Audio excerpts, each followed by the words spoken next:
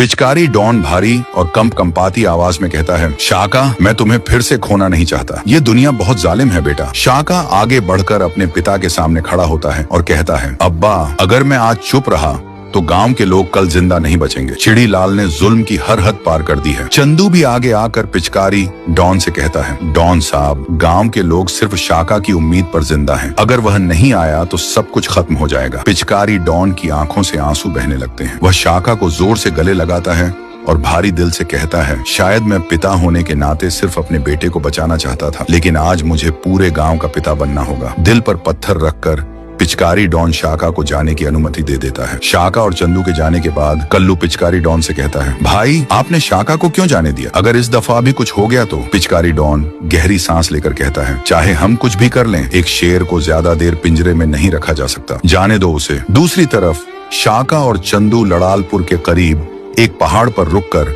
गांव के हालात का जायजा लेते हैं। लोग दिन रात सोने की खुदाई में लगे हुए हैं। भूख, थकान और मारपीट ने उनका बुरा हाल कर दिया है। ये देखकर शाका का खून खौलता है। शाका एक योजना बनाता है और कहता है, हम सीधे चिड़ी लाल पर हमला नहीं करेंगे, पहले उसके खास आदमियों को एक एक करके खत्म करेंगे ताकि वह कमजोर हो जाए। शाका चंदू से कहता है, तुम शबनम तक खबर पहुंचा दो ताकि चिड़ी लाल शादी की तैयारियों में उलझा रहे और अपने लोगों पर ध्यान न दे। चिड़ी लाल, जो शबनम के प्यार में पागल हो चुका होता है, वास्तव में अपने आदमियों से ध्यान हटाने लगता है। रात होते ही शाका अपनी पहली चाल चलता है। वह चिड़ी लाल के सबसे खास आदमी झंडू लाल को मारकर गांव से भगा देता है। फिर वह उसके भाई भोला सिंह पर हमला करता है और उसे जिंदा पकड़कर अपनी कैद में रख लेता है। जब भोला सिंह के गायब होने की खबर चिड़ी लाल तक पहुंचती है तो वह गुस्से से पागल हो जाता है। वह चिल्लाकर हुक्म देता है, मेरा भाई ढूंढो, जमीन आसमान एक कर दो। तो दोस्तों, अब सवाल ये है, क्या शाका गांव को चिड़ी लाल के जुल्म से बचा पाएगा या खुद भी इस जंग का शिकार हो जाएगा? देखिए